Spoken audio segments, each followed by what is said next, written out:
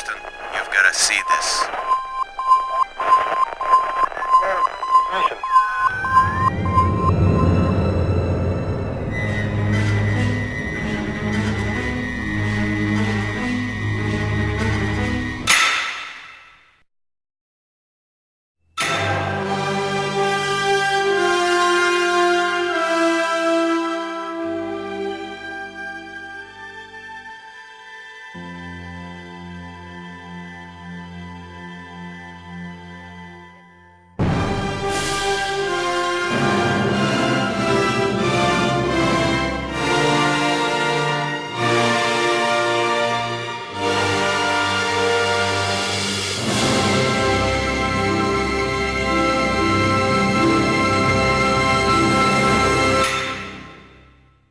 O programa Universidade Viva de hoje vai falar sobre o atendimento à saúde de Fortaleza. E para tratar deste assunto, nós estamos recebendo aqui nos estúdios do Dr. Manuelito Eduardo Campos, da Faculdade Integrada da Grande Fortaleza para a Rede Pública de Televisão Cearense, o Dr. Antônio Silva Lima Neto. Ele é coordenador de epidemiologia do município de Fortaleza. O outro convidado é o Dr. Eli Ellery, ele é coordenador de gestão hospitalar de Fortaleza. Nós vamos pedir um pequeno intervalo. Se você quiser sugerir temas para o nosso programa, o nosso e-mail é fgftv@fgf.edu.br. Este programa é gravado sempre aqui nos estúdios do Dr. Manuelito Eduardo Campos, da Faculdade Integrada da Grande Fortaleza para a Rede Pública de Televisão Cearense.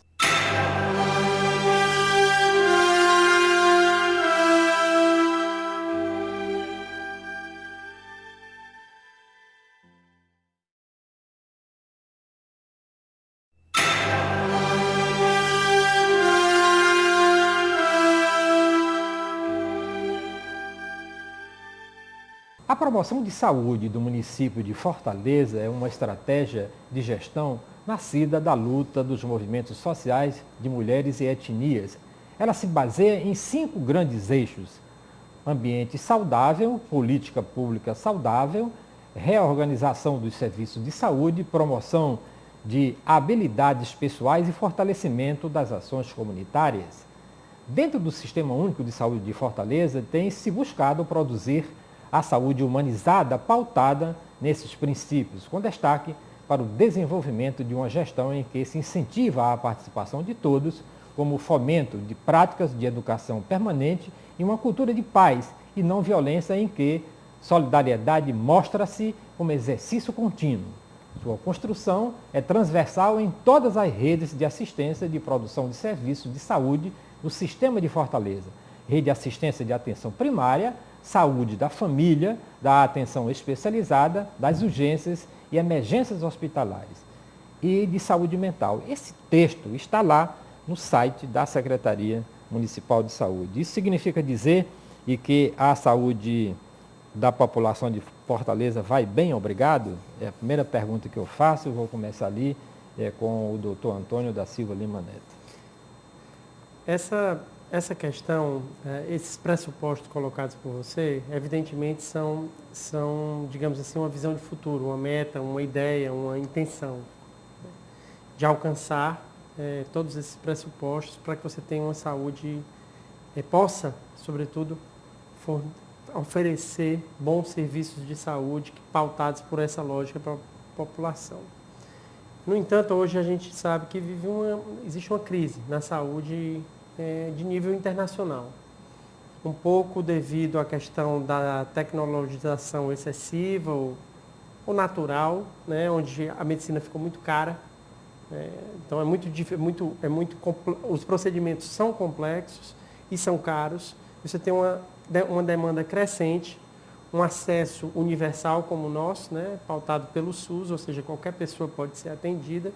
Então, existem gargalos na saúde brasileira, na saúde de Fortaleza, que são, sobretudo, derivados dessa situação que nós vivemos hoje. Ou seja, nós temos um orçamento que nem sempre é condizente com a oferta de serviços de saúde de toda natureza e de qualidade para uma população crescente como é a brasileira. Então, assim, se você me perguntar se nós estamos no nível ideal, muito provavelmente não. Mas nós estamos melhor do que ontem? Acredito que sim, porque hoje nós damos, sobretudo por conta do acesso a toda a população, pelo menos essa é a ideia. Mas nós temos muitos pontos que a gente pode discutir ao longo do programa em que poderíamos estar melhor hoje em Fortaleza. Ok. Doutor Eli. Eu inicialmente gostaria de saudar os telespectadores e ao Jonas, agradecer essa oportunidade de a gente poder estar discutindo com as pessoas a questão da saúde, um tema tão, assim, sempre atual e sempre presente na vida da gente. Portanto, uma pergunta, um questionamento como esse nos remete para a complexidade que é o setor saúde. Nenhum sistema de saúde, eu tenho a ousadia de dizer que nenhum sistema de saúde no mundo, por todos que a gente tem aí como referência, Canadá, Inglaterra, Alemanha, todos têm suas dificuldades, porque esse é um setor da atividade humana que envolve muitas questões que independem, às vezes, da nossa vontade, independem de planejamento, como é agora, por exemplo. Apesar da gente ter a possibilidade de antever um pouco uma questão que está acontecendo agora com a saúde pública de Fortaleza, que é dengue, né?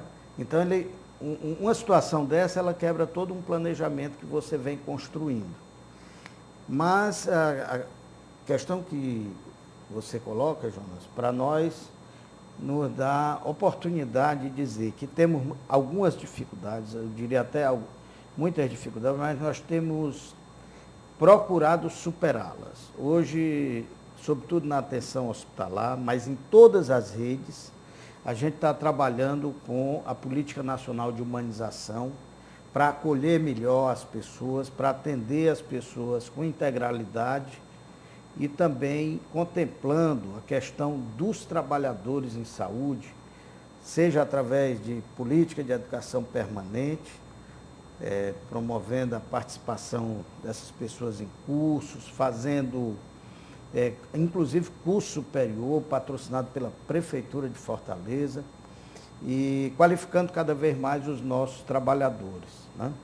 Então, tem essa preocupação também de cuidar do cuidador, mas, sobretudo, o usuário é quem está no centro, é o protagonista, né? É quem mais está no centro das nossas atenções, que é natural que socorra. Então, temos muitas dificuldades, mas já superamos muitas dificuldades. Hoje, a nossa rede hospitalar, e eu como coordenador de gestão hospitalar, tenho acompanhado e vivo a rede hospitalar há muitos anos, porque sou trabalhador da saúde, sou médico dos hospitais da nossa rede de média complexidade, o Gonzaguinha do Zé Walter, e tenho acompanhado a melhoria desses hospitais, apesar ainda dessas dificuldades que eu gosto de pontuar, mas eu gosto também de mostrar o que melhorou para que a gente possa fazer uma atenção mais cuidadosa, mais zelosa e mais integral à saúde das pessoas que procuram atendimento na nossa rede.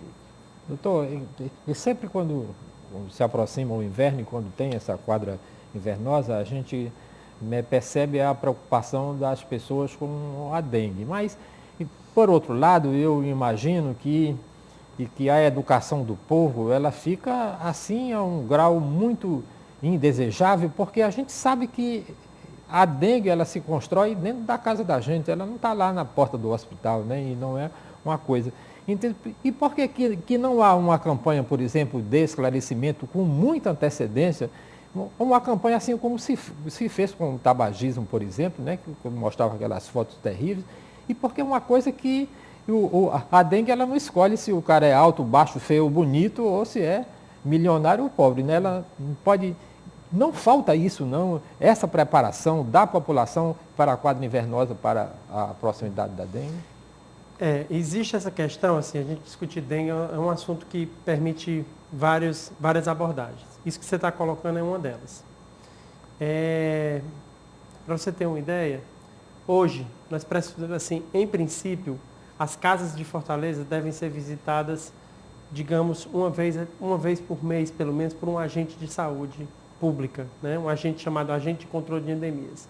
Esse agente ele teria a função de ir no domicílio e verificar a existência de eventuais focos do mosquito, eventuais criadouros. Então ele verifica depósitos, ele verifica caixa d'água, ele verifica um tambor. Isso é uma situação, em termos, em nível internacional, às vezes até incompreensível. Por que que você tem que mandar um agente para fazer, para ver se você está tomando os cuidados que são essenciais? Né? Para você, né? Para você próprio. Né? E no caso da dengue é mais grave, porque nós temos 90% dos focos, eles são intradomiciliares, é dentro da casa. Então, durante algum tempo, você tinha a Sucan, depois transformou em Funasa, e que você achava que esse cuidado era dever do agente público e não seu. Então, assim, há algum tempo já que se luta, o Ministério da Saúde tem tentado, nós em nível estadual, em nível municipal também, campanhas, por exemplo, em relação a você ter maior cuidado com o seu domicílio. Né? Tem esse exemplo agora de uma campanha que está sendo lançada, né? 7 minutos por semana de combate à dengue. Né? Você dedicar 7 minutos por semana da sua vida à verificação, a tentar encontrar eventuais focos, eventuais potenciais focos de dengue. Então, assim, um aspecto é o da população. Seguramente, se nós tivéssemos uma população com nível talvez um pouco maior de conscientização em relação a isso, eu não falo apenas da população mais pobre, falo da população em geral. É o homem. Né? Você tem criadouros, claro que você tem criadouros em zonas mais carentes, mas você tem também, por exemplo, nas zonas mais ricas da cidade. Então, não é uma questão de classe social, ao contrário de outras patologias tropicais, doenças transmissíveis, como é o caso, por exemplo, da tuberculose, onde você tem, de fato, uma maior incidência nas classes menos favorecidas, né, da população. Agora, eu queria só pontuar que esse é um aspecto. O outro aspecto dessa dificuldade é a dispersão do mosquito. O mosquito tem uma extrema capacidade de adaptação, né? E nós temos uma dispersão, não digo só em Fortaleza, na maior parte das capitais brasileiras, você tem a presença do vetor em praticamente todos os bairros. Então, por mais que você se dedique a essa questão, no momento que nós estamos, por exemplo, atual, em que você tem uma infestação muito elevada, em Fortaleza e em outras capitais também, é difícil você erradicar o vetor. É isso que eu queria dizer. A despeito da gente conseguir grandes progressos com a melhoria da conscientização, com a necessidade de campanhas um pouco mais agressivas, assim, entre aspas, em relação ao cuidado que a população deve ter, nós também temos uma dificuldade que é inerente à transmissão da doença, inerente às características epidemiológicas dessa doença, que é uma doença vetorial, que é uma doença que tem 4 sorotipos. Né? Se a dengue tivesse só um sorotipo e você ficasse imunizado contra ele, nós já teríamos praticamente esgotado os que se chamam suscetíveis. Mas nós temos 4. Né? Vamos entender uma coisa, ele começa a ficar resistente, É ele começa a se readaptar e ficar mais forte. Nós não temos vacina contra a dengue. Então, como é que você se torna inapto a adquirir a dengue? Quando você tem um dos sorotipos. Então, você teve sorotipo 1, ele lhe protege contra o 1, mas ele não lhe protege contra o 2, nem contra o 3, nem contra o 4. Por isso que as pessoas dizem que tive 3 dengues, tive 2 dengues, porque são de tipos virais, sorotipos diferentes. E às vezes... E como é que esses tipos, é o que eu quero entender, como é que esses outros tipos, 2, 3 e 4, surgiram ou eles sempre existiram? Eles circularam em pontos diferentes do mundo. Né? Hoje, por exemplo, nós temos o sorotipo 4 sendo introduzido no Brasil, que nós não tínhamos registro de casos do sorotipo 4, por exemplo, no Ceará, hoje nós temos. Quais são as características desse em relação...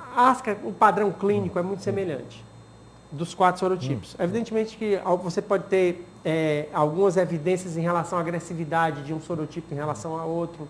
Né? Em determinados momentos o sorotipo 2 foi mais agressivo, mas em princípio, o padrão clínico é semelhante. No entanto, existe a evidência de que quem teve uma dengue, na segunda dengue, né, você pode ter um quadro mais grave, com evolução para um quadro hemorrágico, um quadro de dengue com complicações clínicas mais severas.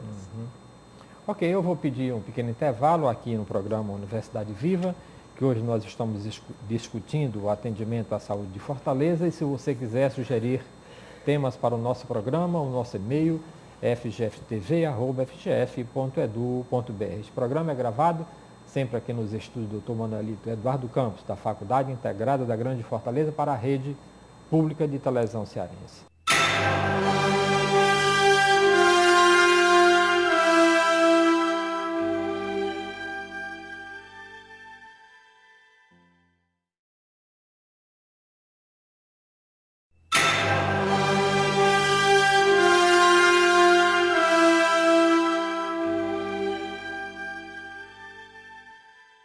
O programa Universidade Viva está de volta. Hoje nós estamos falando sobre o atendimento à saúde de Fortaleza. Vou colocar aqui o doutor Elieler na conversa. Doutor, essa história da gestão hospitalar, queria que o senhor falasse um pouco sobre isso. E para eu entender como é que funciona isso do ponto de vista do paciente, da pessoa que chega lá. Porque as pessoas que chegam no hospital, eles têm... É prioridade para todos eles, né? Mas... como é que os hospitais fazem a triagem para saber se A ou B e pode ser atendido primeiro? Isso existe dentro da saúde municipal? Isso. Existe. É o que a gente chama hoje nos nossos hospitais, que inclusive a rede privada, em geral, não adotou ainda, e é um avanço isso, que é o acolhimento com classificação de risco. É uma abordagem que o Canadá já faz há algum tempo e que nós adotamos desde o início da nossa gestão, ainda com o secretário Dorico Monteiro, de acolher as pessoas e de classificar o risco. Ou seja, o paciente que é mais grave, o paciente que tem um traumatismo craniano, um politraumatismo, que tem uma hemorragia importante, um grande asmático, esses pacientes são classificados e a gente usa cores para diferenciar o nível de risco. Então, o paciente mais crítico é o paciente vermelho, ele entra direto no hospital, ele não tem negócio de senha, não tem fila, não tem nada, ele passa direto para o atendimento. Mas quem é que faz essa classificação? É o atendente? Você falou em triagem, a triagem é muito um conceito médico mesmo. Então, quem faz triagem, esse era um sistema que a gente usava antigamente. Quem faz triagem é médico, é um ato médico. Na classificação de risco, quem faz é a enfermeira. Ela faz uma capacitação e ela passa a identificar o risco dos pacientes e encaminha de acordo com essa classificação.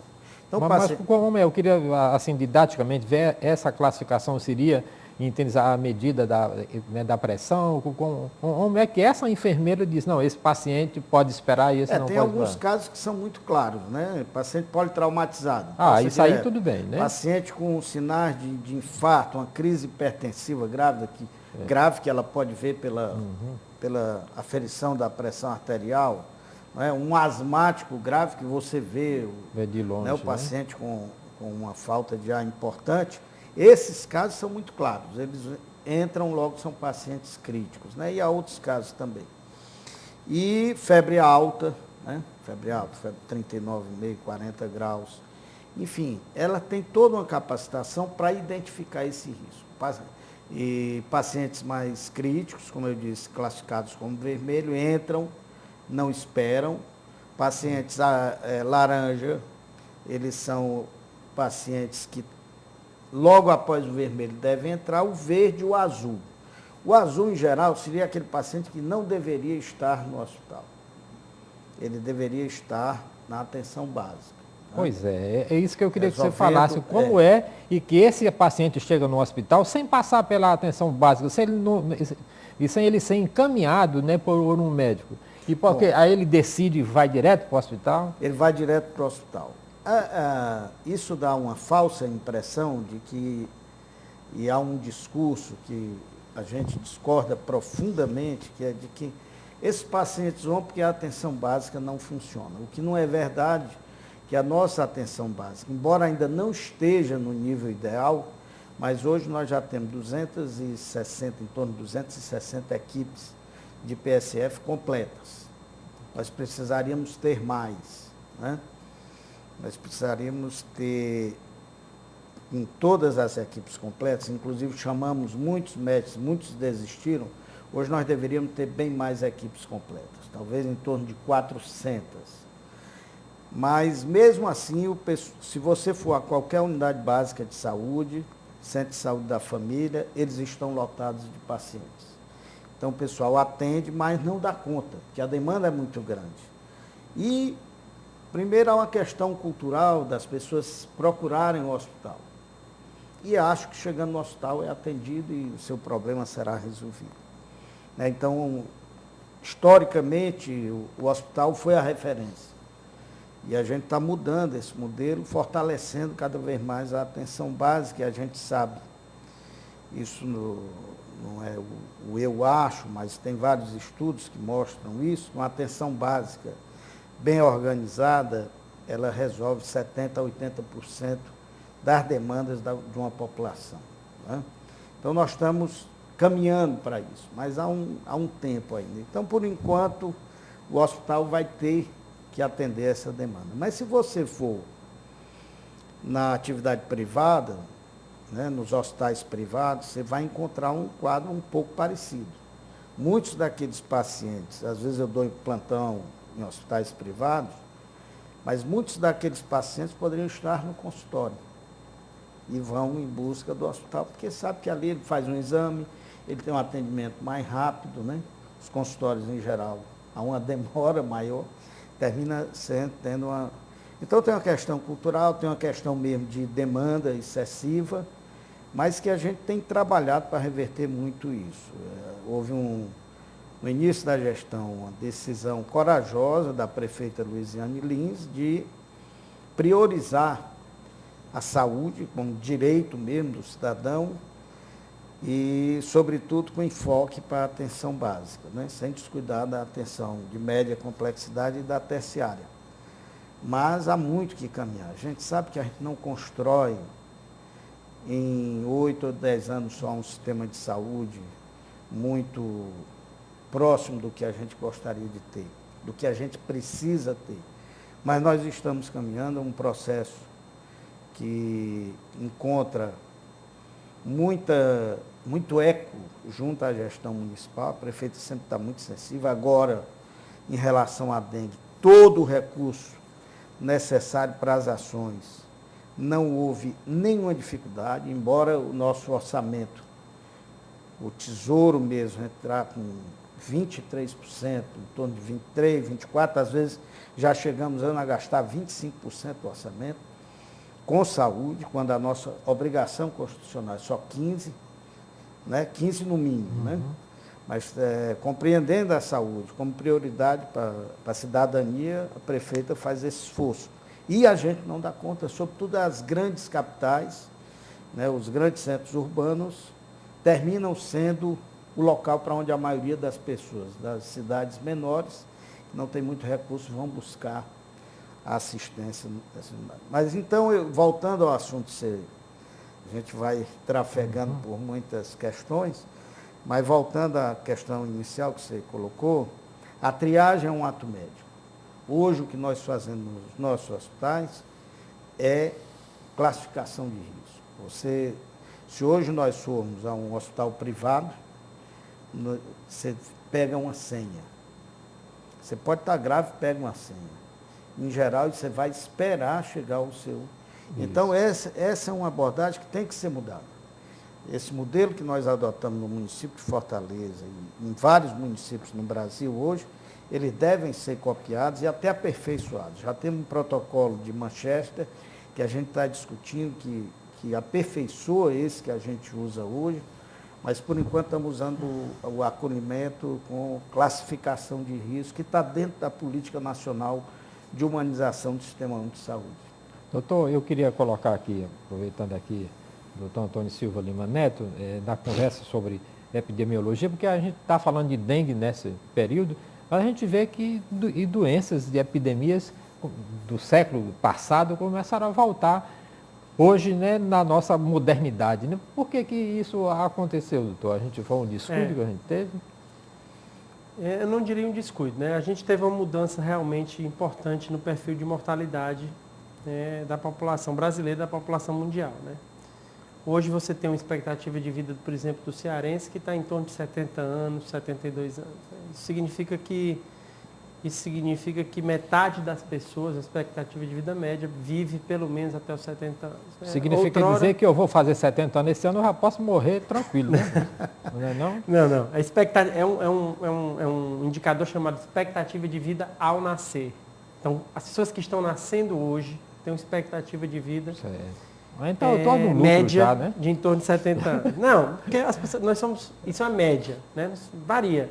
Né? Nós podemos ter expectativas de vida completamente distintas. Né? E existem grandes diferenças. Expectativa de vida, por exemplo, de uma comunidade de baixa renda em relação a uma comunidade, a um bairro de classe alta. Um dia desses, 60 anos era um velho, né? O cara de 60, né? Pois é, hoje não é mais. Isso ocorreu por conta de uma série de avanços, né? Tanto avanços da medicina propriamente dita, como avanços sociais, econômicos, etc. Então, antigamente, né, outrora, o que ocorria? Né? Você adquiria uma doença infecciosa jovem, então você morria jovem. Você não tinha a possibilidade de envelhecer. A tuberculose, por exemplo. Pois é. Né? O envelhecimento traz consigo o predomínio das doenças chamadas crônicas degenerativas, sobretudo as doenças cardiovasculares, hipertensão e seus eventos agudos, como infarto, acidente vascular, e assim como as próprias neoplasias, né, que é o caso do câncer. Mas voltando para a sua questão, por que essas doenças, eu não digo que voltem, por que elas permanecem? Por que a gente não consegue, né, o caso do dengue esteve erradicado muitos anos, retornou na década de 80 e de lá para cá perdurou, né, se estabeleceu enquanto endemia. Né? Uma endemia é uma doença que ela ocorre todos os anos, ela tem mais ou menos um número de casos esperado. Né? Quando esse número de casos é maior do que o esperado, nós estamos falando de epidemia. No caso da dengue, isso ocorreu principalmente por conta da permanência do mosquito, do vetor. E aí eu queria trazer essa discussão, a Eli também falou de muitas coisas, trazer essa discussão para outra questão que foge um pouco do setor saúde. É muito difícil você ter indicadores de saúde fabulosos e você ter um padrão urbano, um padrão de vida, uma qualidade de vida ruim. Então, às vezes, a gente pensa assim, está ocorrendo dengue, quem é o culpado? É o secretário de saúde? É o ministro da saúde? Quando, na verdade, para algumas patologias, sobretudo patologias dessa natureza, chamadas tropicais ou transmissíveis, você só vai erradicá-las com a melhoria do padrão de vida. Vou dar um exemplo. Você falou da dengue, eu posso falar, por exemplo, da tuberculose, da leishmaniose, da hanseníase, que era conhecida antes como lepra. Se você pegar e mapear essas doenças em Fortaleza, onde elas prevalecem é onde nós temos a pior qualidade de vida. Né? Sobretudo as margens ali do Maranguapinho, naquele ponto. Porque são chamados nichos de pobreza que favorecem a transmissão, tanto respiratória, né, por exemplo, o caso da tuberculose, da própria hanseníase, porque você tem aglomerados de pessoas, você tem facilidade de transmissão, quanto as doenças vetoriais, o caso da leishmaniose visceral, do calazar, com predomínio de quê? Do vetor, do mosquito. Então você tem áreas onde você tem o predomínio dessas doenças. Então, o que eu quero dizer, tentando te responder, é o seguinte: não é que a gente as tenha erradicado para sempre, porque a erradicação ela só é possível, na maioria das vezes, quando se tem uma vacina. Pois é, no caso da polio. No caso da dengue, no caso da polio, no caso da varíola, no caso do sarampo, que está eliminado no Brasil. Nossos casos de sarampo são todos importados, a maioria deles, de outros países. Então, para se erradicar doenças transmissíveis numa zona, sobretudo em zonas tropicais, você precisaria de uma vacina, de um imunobiológico com alta eficácia. Ou então, que é o que eu estou advogando aqui, que você tenha grandes melhorias no padrão ambiental de vida. Que tem tudo a ver com a saúde. Tem tudo a ver com a saúde, porque é infraestrutura, é habitação, é educação. Né? Eu estou lembrando aqui, no século XIX, havia uma grande crise na Inglaterra por conta da mortalidade infantil. De cada 10 crianças que nasciam, 9 morriam antes de 1 ano de vida. Então houve uma grande comoção e foi se discutir o tema na Câmara dos Lordes. E foi um cara designado para fazer um relatório sobre a pobreza na Inglaterra. Ele fez um relatório e mapeou onde é que estavam os problemas, né, que eram muito ligados à época da Revolução Industrial, você tinha aquele fluxo migratório do interior e más condições de vida. Ele mapeou onde a mortalidade era mais grave. E qual foi a principal estratégia? Foi construção de hospital? Foi contratação de médico? Não. Foi melhoria urbana. Foi intervenção urbana. Né? Isso a gente tem discutido muito dentro da secretaria, há um grande esforço de vários órgãos envolvidos, que é o seguinte: para a gente melhorar mesmo, a gente tem que melhorar a qualidade de vida. Porque para erradicar o mosquito, a gente tenta, mas hoje em dia erradicar o Aedes, como foi erradicado, né, na época do Oswaldo Cruz, foi erradicado o mosquito. É muito complexo e complicado. Então, essas doenças perduram e elas retornam e ficam, eventualmente, por conta disso. Em outros casos que você talvez possa ter mencionado, por exemplo, a tuberculose, quando ela retornou principalmente em alguns países, sobretudo países mais ricos, vinculada à epidemia de AIDS. Porque aí você teve uma co-infecção naquela ocasião. Claro. Mas no nosso caso, tuberculose é um grave problema de saúde pública do estado do Ceará e de Fortaleza. E que não necessariamente está vinculado à co-infecção. Está vinculado a populações eventualmente marginalizadas que vivem em más condições. Ok, nós vamos pedir mais um intervalo aqui no programa Universidade Viva, que hoje estamos discutindo o atendimento à saúde de Fortaleza. E se você quiser sugerir temas para o nosso programa, o nosso e-mail é fgftv@fgf.edu.br. Esse programa é gravado sempre aqui nos estúdios do Dr. Manuelito Eduardo Campos, da Faculdade Integrada da Grande Fortaleza, para a Rede Pública de Televisão Cearense.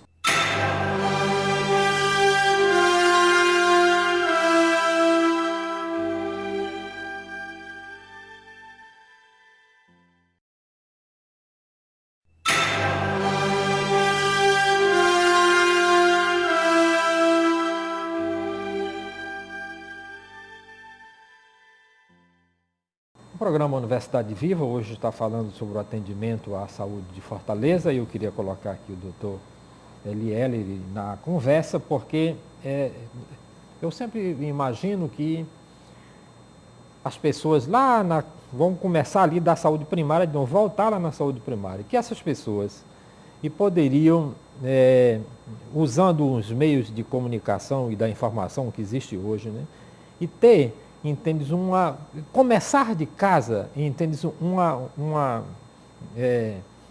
por exemplo, uma consulta, e fazer uma consulta, ter médicos que pudessem responder, que pudessem tranquilizar para essas pessoas saírem de casa, e isso não seria o começo de uma grande revolução na saúde, onde a pessoa realmente procurasse o médico só mesmo quando tivesse necessidade, ou antes disso, anterior a isso, ele fosse uma pessoa que fosse regularmente ao médico, que criasse o hábito e de ir ao médico quando estivesse absolutamente sadio? Eu entendo que a estratégia da saúde da família, ela dá uma resposta para essa questão que você coloca, Jonas, porque a estratégia da saúde da família permite à equipe, tanto a agente comunitário de saúde, como a enfermagem, né, a enfermeira e o médico, estejam muito próximos da população, fazendo a assistência para as questões que acometem mais a população no seu cotidiano.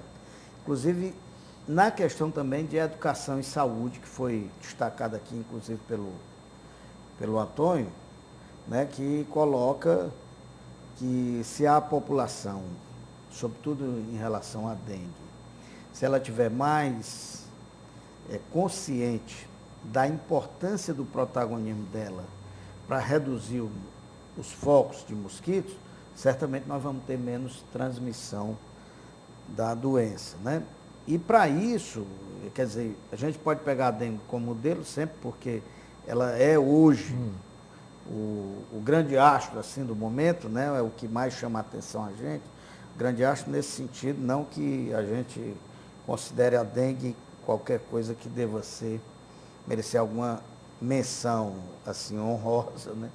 Mas porque ela é notícia hoje e a gente tem que estar atento mesmo para as ações que a gente pode fazer. Tanto as O pessoas... senhor teria um número de quantas pessoas já tiveram dengue no município de Fortaleza Nós este ano? estamos com notificados em torno de 10 mil, não é? Nós estamos com Notificados. 3 mil casos confirmados. Veja bem, quando a gente faz a notificação, a gente faz, por exemplo, diagnóstico epidemiológico. O paciente procura o hospital ou o centro de saúde com sinais que lembram dengue. Aí você notifica. Depois vai para a confirmação. Confirmado tem em torno de 3 mil, né? 3 mil, né?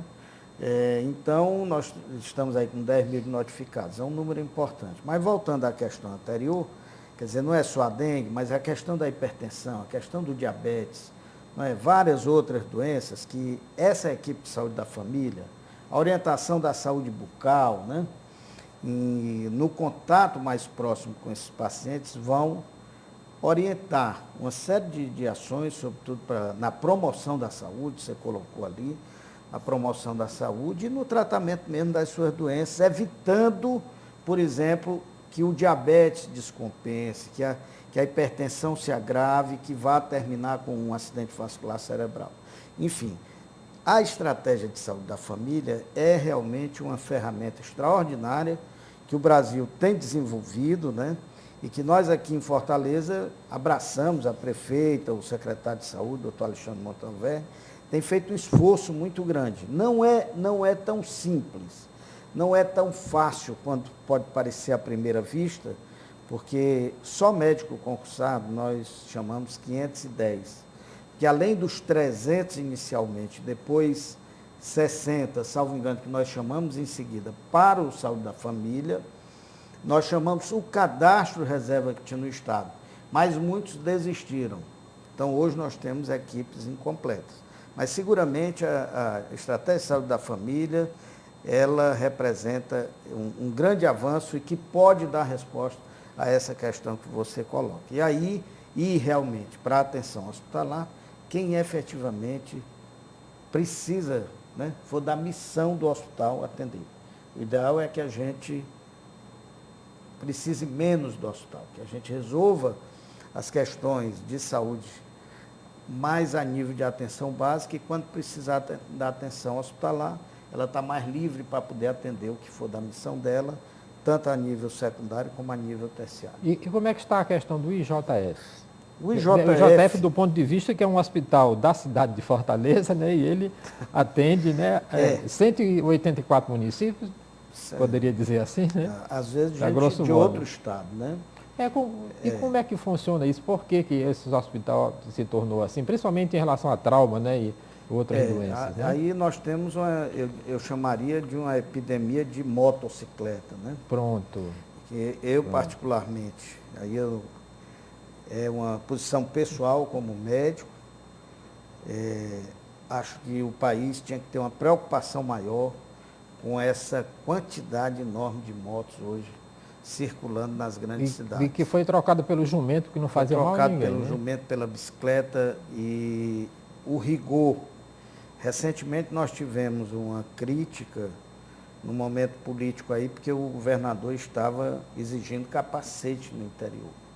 Quer dizer, uma medida que, aliás, está na legislação. Nem que exigir, né? Ele é obrigatório. Está na legislação, é obrigatório que os agentes públicos façam essa cobrança, inclusive multe aqueles que não estão cumprindo com a lei, e você recebe a crítica por estar fazendo cumprir a lei.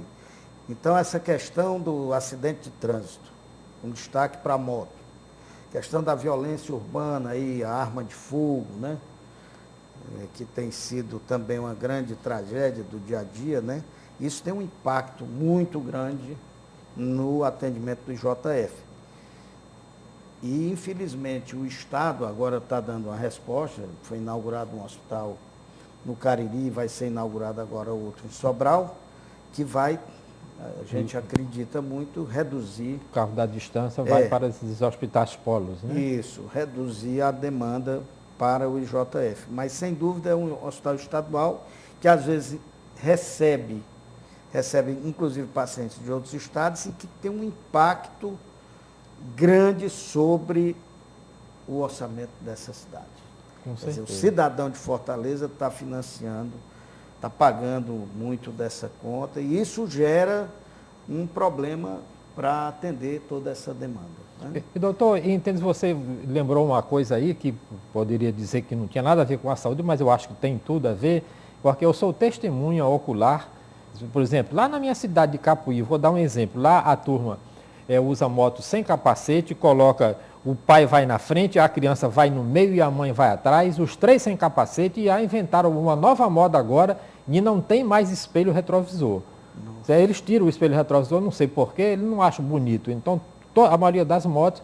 Então, rapaz, como é que o poder público, como é que o agente público, como é que o pessoal do Detran permite que um negócio desse caminhe? Porque, rapaz, aquilo ali é um crime. É um crime contra a saúde e contra o dinheiro das pessoas que pagam a saúde, né? Nós não pagamos a saúde. Isso. Então, por que a gente olha isso daí como se nada tivesse acontecendo e fica por isso mesmo?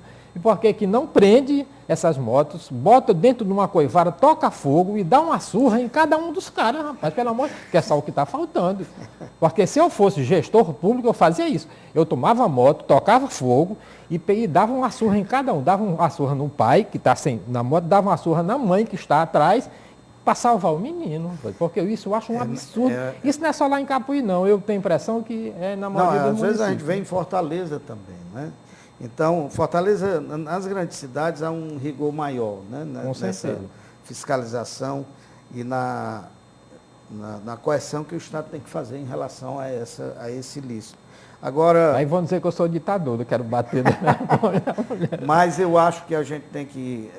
O doutor Antônio tinha falado da intersetorialidade, da importância disso nas ações de saúde. Esse aí é um caso... né, que a gente tem que contar, desde a escola, desde a educação, né, para a educação no trânsito, né, para essa política de paz que você falou no início do programa, essa coisa da moto, não é? Enfim. Então você envolve trânsito, só que nessa pequena discussão que a gente está fazendo, tem a questão do trânsito, tem a questão da educação, do sistema de educação que pode ajudar na educação para o trânsito, e as ações de saúde e vários outros setores da sociedade que podem ajudar para reduzir a violência urbana, tanto no que se refere a trânsito, como mesmo a violência entre as pessoas. É preciso que a gente tenha efetivamente uma política de paz. Doutor Antônio, então o problema é o homem? Em parte sim, né? Em parte o problema é o homem, mas assim, reforçando isso que o doutor ali comentou, essa questão intersetorial, é porque é muito difícil a gente trabalhar com indicadores de saúde dissociados da realidade que a gente vive, é muito difícil. Então, aproveitando essa questão das violências, nós temos hoje, muito possivelmente, entre as causas de morte, a que tem aumentado mais nos últimos anos, são as chamadas causas externas, que são os óbitos ocorridos ou de violências em geral, né? Mas incluindo alguns, como por exemplo, o próprio suicídio, homicídios, violência no trânsito, acidentes, etc. Então, a gente, quando olha para essa questão, a gente olha com um aumento, um padrão de aumento, a gente pode localizar os pontos, como algumas investigações de pesquisa têm apontado muito claramente onde é que é possível. Qual o cruzamento de Fortaleza, onde a possibilidade de haver um acidente maior? Hoje já se tem isso. Ou em que ponto da cidade ou de determinado município a probabilidade de você ser assaltado é maior? Ou de você ser morto é maior? Enfim, isso nós trabalhamos muito em epidemiologia com risco, né? Mas nós temos que fazer algo com essa informação. E é isso que a gente tem como obrigação de sinalizar para todos os setores. Então, qual é a situação epidemiológica, por exemplo, da tuberculose, que é um problema muito sério, dos acidentes? Porque a partir da identificação, da localização, da compreensão de uma tendência, é que você pode intervir. Né? Então, assim, se é o homem o problema, assim, nós somos a humanidade, né? Nós somos nós criamos e destruímos, né? Pronto, criamos e destruímos todos os dias. Mas somos nós que pagamos a conta. Exatamente. Será que não dá para você, entender, para a gente educar e começar a educar um novo homem para deixar de pagar essa conta? Isso passa pelo que a gente discutiu hoje. A questão da educação, se essa educação vem você se alcança um padrão de excelência mais rápido ou mais lento, é diferente. Por exemplo, o cinto de segurança. Né? O cinto de segurança tornou-se obrigatório. Relativamente hoje você tem um percentual importante de motoristas e passageiros que usam o cinto. Com certeza. Né? Em relação a essa questão hábito.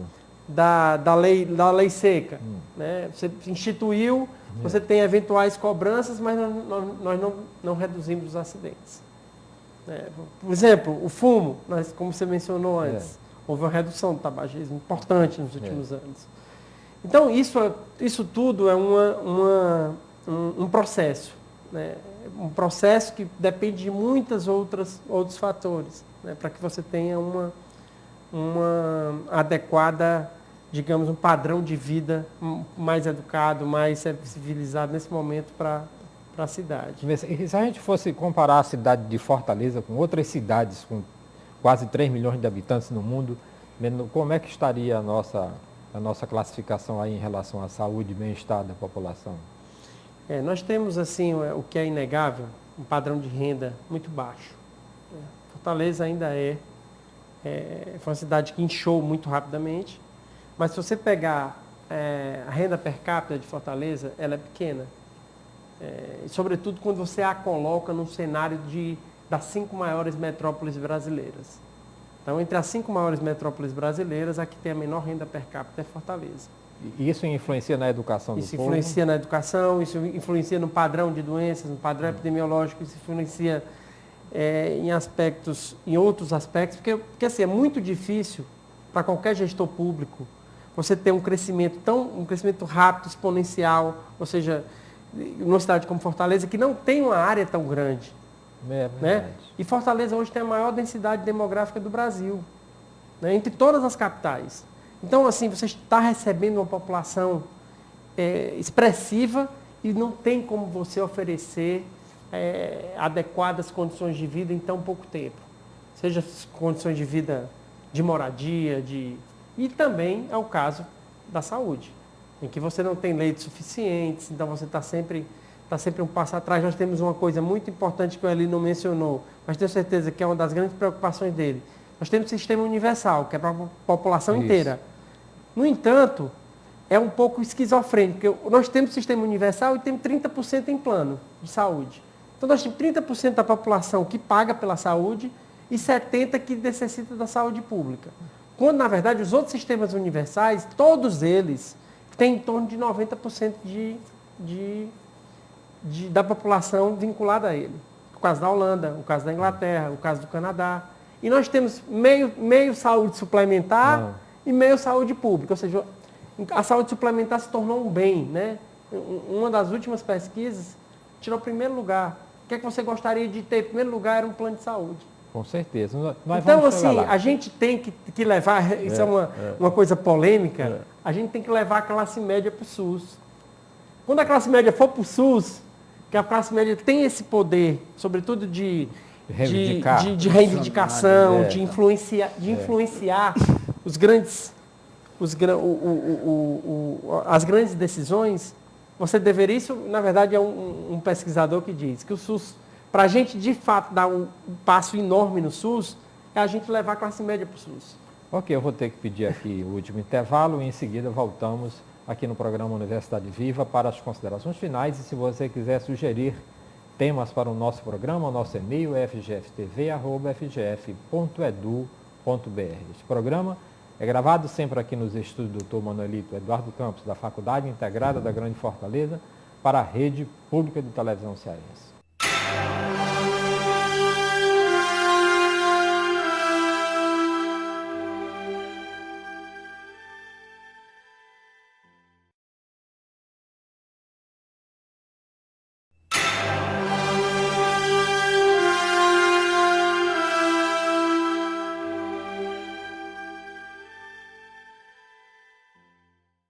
O programa Universidade Viva está de volta. Hoje nós conversamos sobre o atendimento à saúde de Fortaleza. Infelizmente, o nosso tempo está chegando ao fim. E cada um dos senhores tem 2 minutos para suas considerações finais. Vou começar ali com o doutor Antônio Silva Lima Neto. 2 minutos tem 120 segundos, né? Mais uma vez eu queria agradecer muito a oportunidade de estar aqui conversando com os senhores e com os telespectadores. A gente tem essa oportunidade de falar sobre alguns temas de relevância no âmbito da saúde. E eu queria finalizar só voltando para uma área que é da minha preocupação imediata, que é a questão da dengue. Né? Queria convidar você que está nos assistindo para se envolver nessa questão. Né? Se envolver maximamente, o que você puder fazer, não só no seu domicílio. Né? A Secretaria Municipal de Saúde, a Prefeitura de Fortaleza tem criado uma coisa que nós chamamos Comitês da Dengue, né? Que é o dengue na minha casa não, dengue na minha escola não, dengue no meu prédio não, na minha construção não. Ou seja, se envolver ao máximo nessa questão, que é uma questão que eu sei que parece para a maior parte da população. Nós já estamos capazes de pensar, nós estamos com dengue de novo, mas é porque é realmente muito difícil os agentes públicos em geral, a gente conseguir controlar a doença de maneira adequada, sem o apoio, sem o envolvimento de todos. Esse é o apelo que eu faço. Então, olhe sua casa, veja se você tem foco, veja se seu vizinho tem foco, tente foco da doença, porque nós estamos num momento em que o seu apoio é fundamental para um bom desfecho dessa patologia, dessa epidemia no nosso município, em 2011. Doutor Eli Eri. Não, e eu, como gestor público de saúde, também nesse momento vou reforçar o que o doutor Antônio falou e dizer para as pessoas que abram as portas para os agentes comunitários de saúde, os agentes de endemias, a gente fazer, as pessoas que andam com o BV, né? Postal, os carros. Se ele fizer lá da calçada, não tem ação, ele tem que entrar no quintal, ele tem que fazer esse tratamento dentro do domicílio. E também cada um de nós, no nosso condomínio, na nossa casa, ir atrás de focos de dengue nos nossos espaços. A gente está dando uma grande contribuição. Quanto a nós, gestores públicos de saúde, profissionais de saúde, nós estamos absolutamente envolvidos nessa questão e querendo reduzir o dano, evitar que a gente tenha mais óbitos na cidade. É importante ainda, quando a gente vê esses números também, se você fizer uma retrospectiva, a gente começa a notificar mais a partir de 2005, você sabe que tem gestor público de saúde, tem horror a esse serviço de vigilância epidemiológica e tudo, porque eles identificam, eles passam a notificar coisas que antigamente pareciam não haver.